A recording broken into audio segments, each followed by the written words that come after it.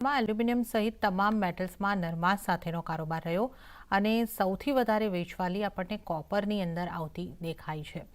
China તરફથી પોલિટ બ્યુરોની જાહેરાત બાદ કોપરની કિંમતોમાં મજબૂતી આવી હતી અને સાથે જ સપ્લાયને લઈને ચિંતાએ પણ કિંમતોની અંદર વધારો આવતો જોવા મળ્યો હતો. એક મેટલ્સની અંદર પણ ગઈકાલે આ સમાચાર જ્યારે આવતા દેખાયા, ચાઇનાએ પોતાની પોલિસીમાં જે પોતાનું વલણ થોડું બદલ્યું છે એને કારણે એક પોઝિટિવિટી આવી હતી અને આજે આપણે એમસીએક્સ ઉપર તો લાલ નિશાનમાં તમામ મેટલ્સની અંદર જતીન જે કારોબાર જોઈ રહ્યા છે, કઈ રીતે આને આપણે સમજવું જોઈએ અને આગળ કઈ રીતે ટ્રેડ લેવા જોઈએ? જરા ફ્લેટિશ છે હમણાં માર્કેટ. હું અહીંયાથી વીકનેસ તો નથી જોઈ રહ્યો. બેઝ મેટલનું માર્કેટ આગળ ચાલતા એટલીસ્ટ ડ્યુરિંગ ધીસ વીક મને લાગે છે થોડુંક પોઝિટિવિટીના સાથે જ તમને અહીંયાથી મોમેન્ટમ દેખાશે.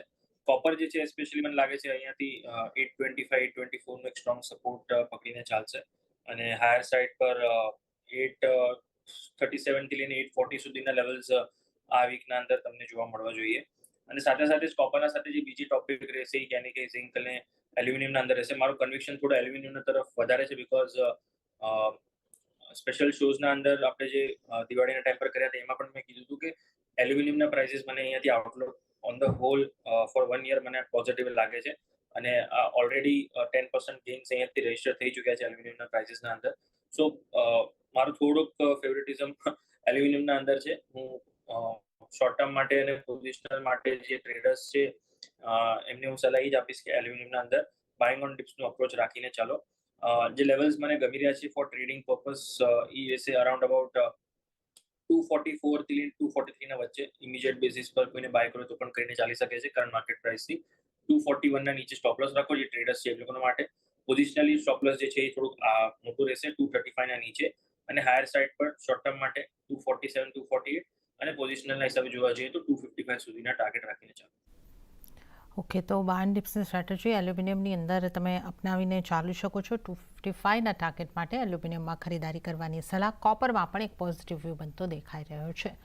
તો આપણે મેટલ્સની વાત કરી, પણ વાત એનર્જી પેકમાંથી ક્રૂડની પણ કરી લઈએ. તો ક્રૂડ ઓઇલમાં ગઈકાલે ભાવ 1% જેટલા વધતા દેખાયા, જોકે આજે ઉપલા સ્તરેથી મામૂલી નરમાશ સાથે બ્રેન્ટમાં $71 આસપાસનો કારોબાર દેખાઈ રહ્યો છે. તો નાઇમેક્સમાં પણ 67.95 એટલે લગભગ $68 આસપાસ કારોબાર થતો દેખાઈ રહ્યો છે. અને જો આપણે વાત કરીએ એમસીએક્સ ક્રૂડની તો 5778 5778 ઉપર આપણે કારોબાર થતા જોઈ રહ્યા છે.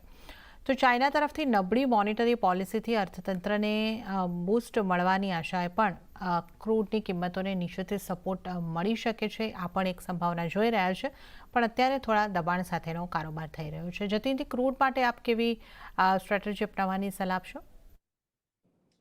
રાઇટલી જે હિસાબથી તમે હમણાં બતાવ્યું કે ચાઇના તરફથી સ્ટિમ્યુલસ અને મેજર્સનું અનાઉન્સમેન્ટનું થોડુંક પેસ વધી શકે છે. એના કારણથી જે બેઝ મેટલ માટે જે મેં કીધું કે પોઝિટિવિટી સાથે આઉટલુક બની રહ્યો છે, ક્રૂડના માટે પણ ક્યાંય ને ક્યાંય થોડુંક ઇનલાઇન વ્યૂ બની જાય છે.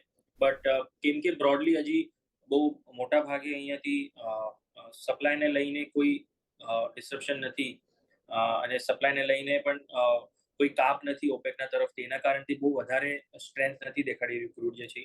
ગઈકાલના દિવસે જે મિડલ ઈસ્ટનું પ્રીમિયમ જે એને લીધું છે સિરિયાના ન્યૂઝના પાછળ, જીઓપોલિટિકલ ઇશ્યુઝના પાછળ, એ થોડુંક હવે ડિસ્કાઉન્ટ કરતું જોવા મળ્યું આપણને. પણ મને લાગે છે ઇનલાઇન પાછું જે લેવલ્સ મળી જાય શુક્રવારના ક્લોઝિંગ પ્રાઇસના હિસાબથી અરાઉન્ડ 5750 5735 એનાથી વધારે ઘટાડો નહીં લાગતો ક્રૂડના અંદર. મોરલેસ સાઇડવેઝ ટુ પોઝિટિવિટીના સાથેનો રેન્જ બાઉન્ડ રહી શકે છે આ વીકના અંદર. 5600નું ઓવરઓલ સ્ટોપ લોસ રાખવાનું છે પોઝિશનલ ટ્રેડર્સે અને 5700 થી લઈને 5730 ના વચ્ચે બાય કરીને ચાલી શકાય છે. હાયર સાઇડ પર 5800 5840 સુધીના ટાર્ગેટ રાખો. બહુ મોટા ટાર્ગેટ રાખવાની જરૂરત નથી હમણાં, બિકોઝ બહુ મોટા ભાગે અહીંયા બહુ મોટું ટ્રેન્ડ ફિલહાલ નથી દેખાઈ રહ્યું એઝ ઓફ નાઉ. આગળ ચાલતા કંઈ ડેવલપમેન્ટ ચેન્જ થઈ જાય તો જરૂર એના અંદર મોટું ટ્રેન્ડ બની શકે છે. બટ હમણાં ફિલહાલ જે ડેવલપમેન્ટ છે એના કારણથી બહુ મોટું ટ્રેન્ડ નથી દેખાઈ રહ્યું. એક નાનકડા ટ્રેડના માટે બાઇંગ સાઇડની રેકમેન્ડેશન રહેશે. બાય ડીપનું માર્કેટ અહીંયાથી દેખાઈ રહ્યું છે for the next few days. Okay, તો નાના ટાર્ગેટ માટે અહીં આગળથી ક્રૂડમાં ખરીદારી કરીને ચાલી શકો છો. તો આ સલાહ બનતી દેખાઈ રહી છે. અને સાથે જ જતીનજી આપનો